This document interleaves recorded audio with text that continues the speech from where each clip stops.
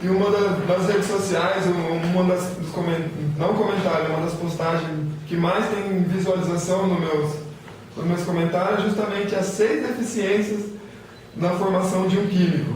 E muito pautado no que você falou de buscar os desafios, as oportunidades, veja que essas dificuldades talvez para vocês fosse uma mola propulsora, enquanto para outros é uma dor, sabe?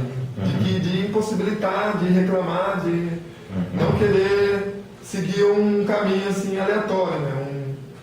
Ou porque, como pensa linearmente, a falar, minha formação não foi boa, então não posso ser isso. Minha formação não foi boa, então não posso ser aquilo. Frente a essas dificuldades, esses desafios, vou apontar alguns aqui e ver como você lidou com isso, né? Se você só reclamou ou se você usou isso como uma mola propulsora na sua carreira, né? Que nem na postagem lá tem a primeira fraqueza, a primeira deficiência na formação de um químico hoje é justamente estudar áreas afins, né? Biologia, filosofia, que seja. A gente tem até algumas matérias na grade, mas não surge da pessoa, sabe? É como obrigação, né? O cara gosta de matemática, tem que estudar português, né? Por obrigação, né? Mas a gente vê que o aluno em si, não vejo como um falha da instituição, mas o aluno em si não busca essa formação em áreas afins, né?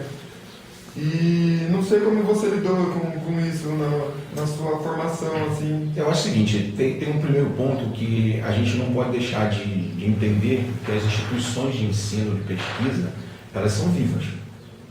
Elas são vivas não só pelas pessoas que estão lá, que é o que é relevante, os pesquisadores, os profissionais que trabalham lá dentro. Agora, não só ela é viva por isso, mas ela é viva pela história que ela carrega, pelo lugar que ela está, pelo estado que ela está, pelo nível de investimento que se tem nesse lugar. Então, a gente vai ter muita variação de formação de químico, dependendo da instituição que você está, né? Então isso a gente, às vezes, quando escolhe a instituição, a gente vai muito pelo seguinte, nossa, eu preciso não pagar a faculdade, está perto da minha casa, então vamos para lá. E depois de lá, você se vê num contexto que não era o que você queria.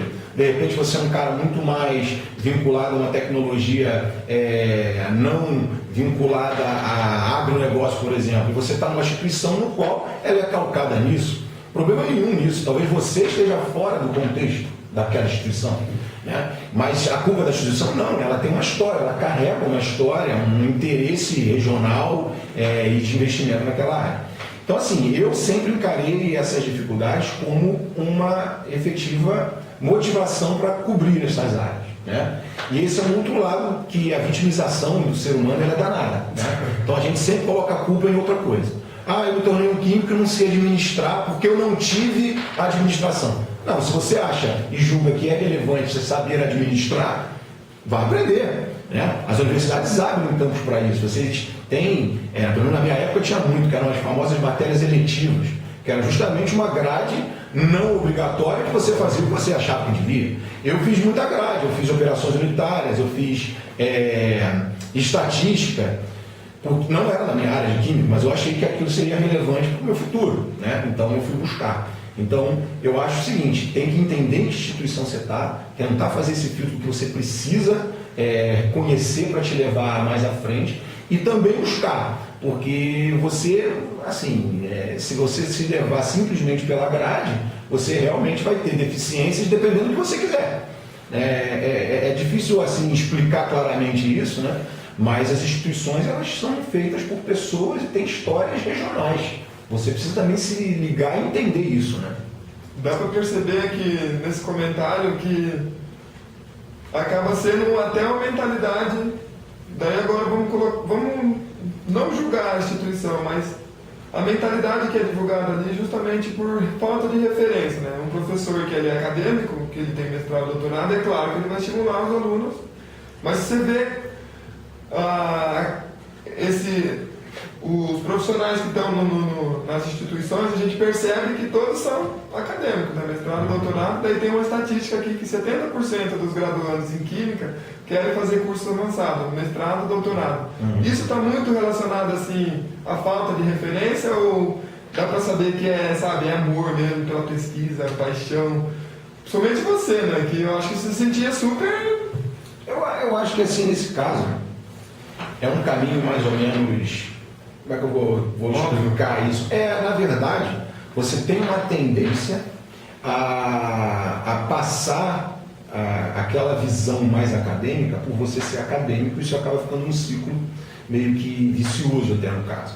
Nada contra a visão acadêmica, acho que ela é perfeita, assim, conheci verdadeiro gênio durante a minha vida aí, caras que me ensinaram pra caramba. Agora, eu acho que realmente, assim, como se trata de uma instituição de formação de profissionais, a gente precisa ter um pouco mais de mostrar o que está além daquela fronteira ali. Agora, a gente não pode esquecer que existe no Brasil uma questão política muito forte entre a química e a engenharia química, né? Que com a minha carreira também eu aprendi que são áreas completamente paralelas e complementares. Mas, na minha época de faculdade, eu participei de discussões do tipo, por que o engenheiro tem mais aptidões, ou até pelo próprio, do CRQ, ele pode fazer mais que o químico. Simplesmente porque são atividades diferentes, né? Então, quando você aprende a se sincronizar, eu acho que elas te trazem muito mais essa visão. Então, na verdade, o que eu acho? Eu acho que falta um pouco, sim, um link efetivo entre a formação do químico com as diversas áreas de atuação. Independente se aquela instituição tem uma tendência maior ou menor a ser formadores de acadêmicos, ela precisa ter um pouco mais isso. Cara, o que a indústria está fazendo? O que a indústria está precisando? Trazer esses exemplos para dentro da faculdade, da instituição de ensino, do ensino técnico também, que é fortíssimo, muitos técnicos muito bons por aí. Então, para eles terem a visão clara do seguinte, eu posso fazer pesquisa, é isso que eu quero e é isso que eu vou fazer. Mas eu também posso ir para cá. Esse lado, esse ramo dessa árvore que eu acho que falta um pouco. Mais entrosamento, trazer a indústria para dentro, colocar o aluno dentro da indústria, entender isso, mais projetos casados, né? Então eu acho que isso abre essa frente, o cara entender para onde ele tem que seguir. Isso eu acho que falta ainda. Tá? Mais intercâmbio. Hoje, se você voltasse a dar aula, não sei se você continua ministrando aula, você serviria de inspiração tanto para os dois lados, né? Seria interessante assim, ter mais essa aproximação de pessoas, por exemplo, um youtuber. Por que um youtuber não pode dar aula na universidade? Né? Por que um empreendedor, alguém que deu mesmo que tenha a quarta série, sabe? Mas que empreendeu, teve a coragem. Não vejo problema nenhum. Acho que existe ali um ponto que a gente precisa ter um certo cuidado, né? O pessoal, no entanto, o MEC avalia um curso justamente pela grade de doutores, né? Então, o que eu acho é o seguinte, a gente tem que ter um certo cuidado, né? Nesse ponto, eu acho que, assim, como o MEC faz, eu não vejo problema nenhum, sinceramente. Eu acho que tem que se ter, efetivamente, um mínimo de requisitos técnicos, de bagagem, de conteúdo, efetivamente, para que você julgue uma instituição. O que eu acho que pode, dentro dessa mesma visão, é trazer complementaridades a essa parte acadêmica, mostrando todo esse outro lado, né? Então, por exemplo, o pessoal costuma dizer muito assim, será que o Einstein seria o Einstein? Cara, o Einstein ele era brilhante, só que ele precisou estudar, senão esse brilhantismo não aparecia. Então, eu acho que não pode ser nem um lado nem outro, nem 8 nem 80. Acho que tem que ter um equilíbrio. Acho que pode sim se trazer exemplos independente da formação, de como o cara atuar de modo mais empreendedor, do cara ter uma linguagem diferente, mais moderna, sem a formação por trás. Agora, ao mesmo tempo, quando você fala de instituição de ensino, ela tem que carregar o arcabouço dela, tem que ser a formação técnica, né? Então, isso eu fico um pouco... como é que eu vou dizer? Eu acho que falta um pouco essa linguagem mais moderna, mais voltada ao empreendedorismo, mais voltada à realização efetivamente das coisas, mas também a gente não pode deixar de lado que uma instituição é feita também por todo o embasamento técnico que ela precisa ter. Então acho que esse equilíbrio pode ser trabalhado sim, sem problema nenhum. E também a gente vê que na formação do químico ele não entende o papel dele na sociedade, né? Que é uma coisa, principalmente agora com as suas experiências como tomador de decisão, principalmente em relação à proposta que o grupo vende, né?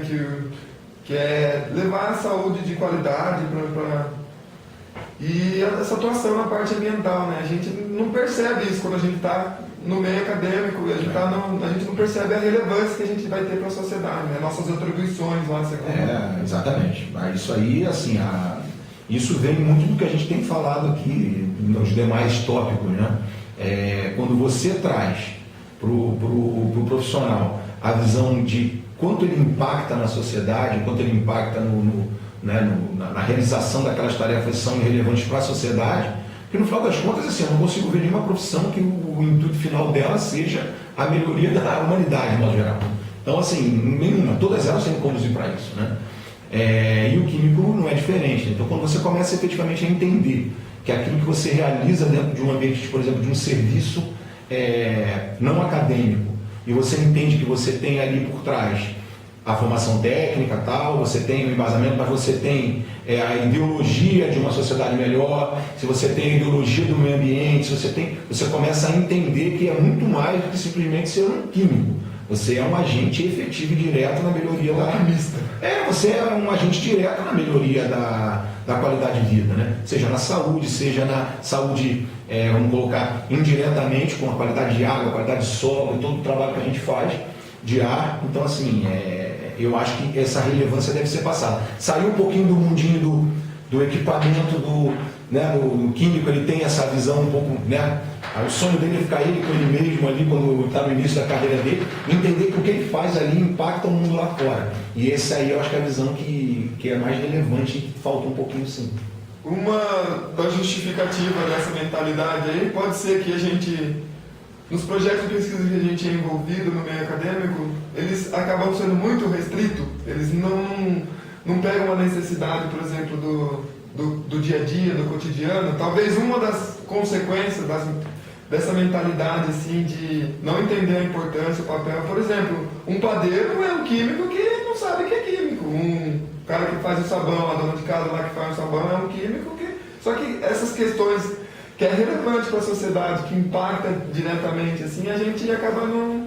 E a gente quer desenvolver a química fina, os corantes, os tensoativos. Eu acho que nesse caso, como é que eu vejo essa questão?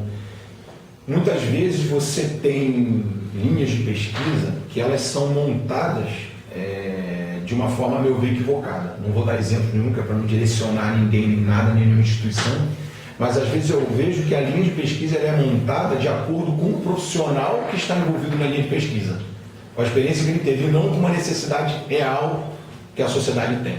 Então, mas aí isso parte para uma discussão muito maior, né, de planos efetivamente, até de governo, né?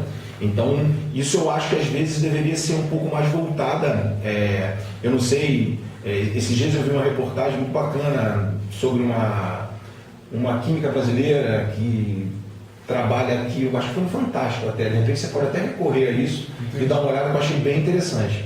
Ela trazendo justamente soluções, numa escola técnica, que ela é professora aqui, trazendo, cara, trabalho fantástico que ela desempenhou, depois eu vou pegar o nome exatamente dela, vou te passar, mas que mostra bem isso que eu estou falando. É uma escola técnica, os recursos não são grandiosos, mas dentro da visão inovadora, com foco no que ela tem de matéria, né, efetivamente física, as transformações que ela faz, todo o trabalho que ela tem feito com os alunos, é um negócio assim, fantástico, é um exemplo de brasileiro que a gente tem ali, independente de ser químico ou não. Mas por quê?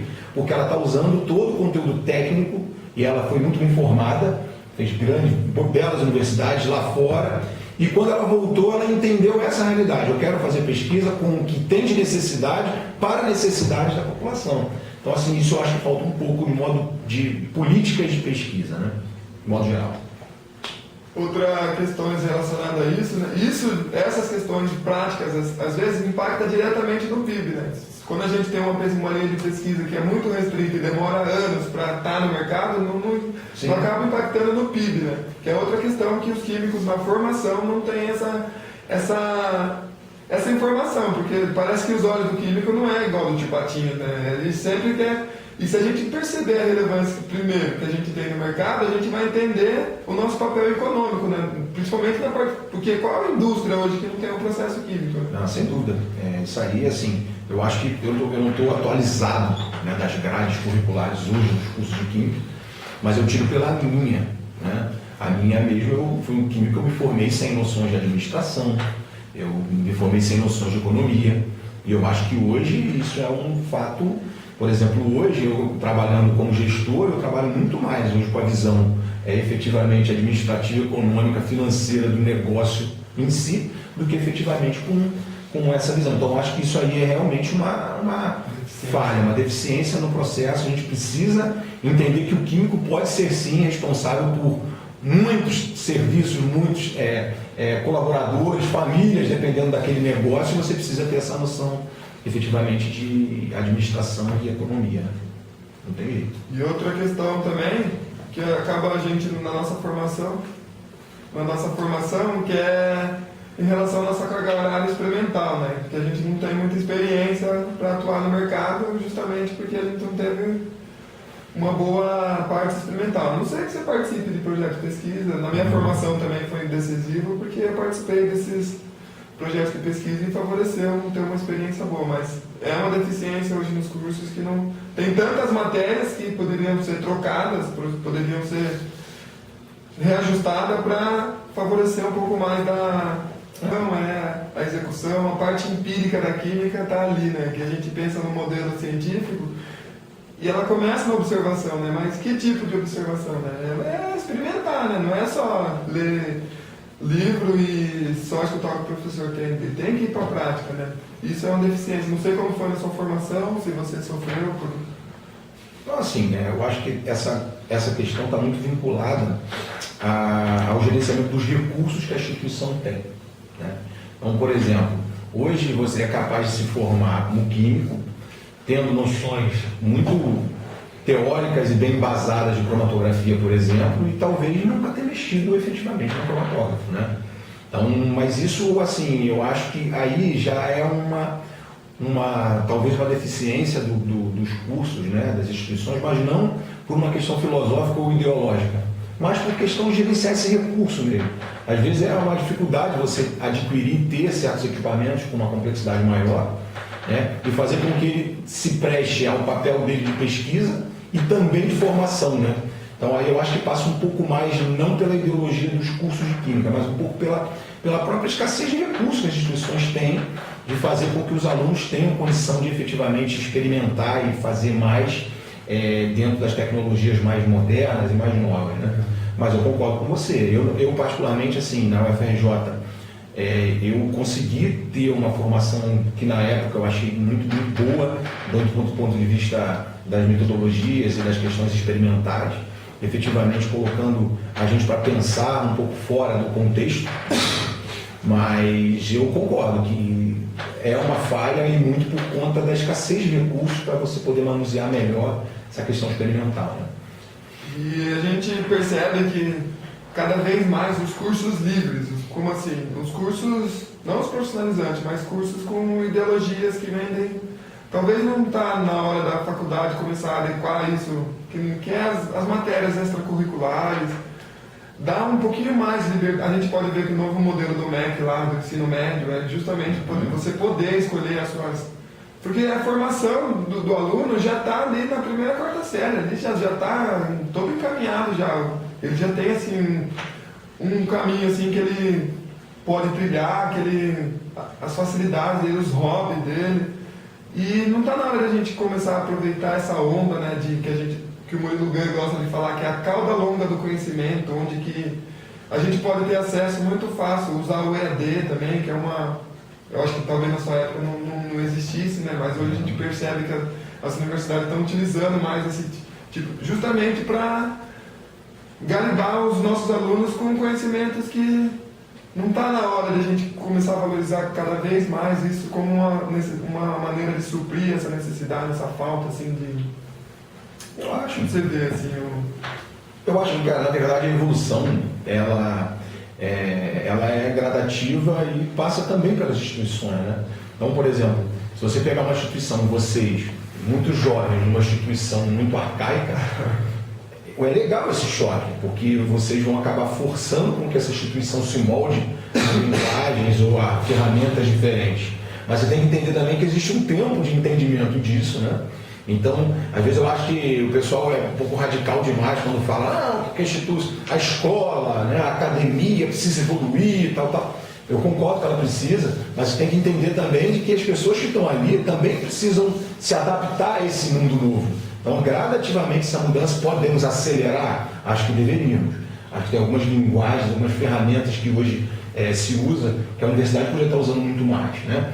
Mas também tem que entender que hoje as grandes lideranças acadêmicas já estão com a minha faixa etária, 44, 50, 55 anos. E esses caras já foram formados diferentes. Eu brinco que quando eu comecei na faculdade não existia ainda Excel e Word. E é verdade. Eu trabalhava com papel milimetrado. Hoje em dia vocês não sabem nem o que é isso, né? E aí vocês questionam por que vocês fazem cálculo, né? O químico a gente fala, por que eu estudo cálculos e tal? Porque na verdade no cromatógrafo você está fazendo o quê? Você está integrando. Se você não sabe integrar, do ponto de vista do cálculo, você não sabe o fundamento básico da cromatografia. Só que muitos de vocês hoje não fazem esse link. Vocês vão lá naquele station, quantificam e não sabem que na verdade aquilo é um princípio matemático muito pós-básico. Então, esse link é que eu acho que ainda falta a gente fazer mais vezes. Não esquecer que a academia precisa estar lá como base, mas eu acho que realmente podemos usar muito mais esses exemplos no dia a dia, trazendo ferramentas muito mais ágeis para o ensino, né? Sem dúvida.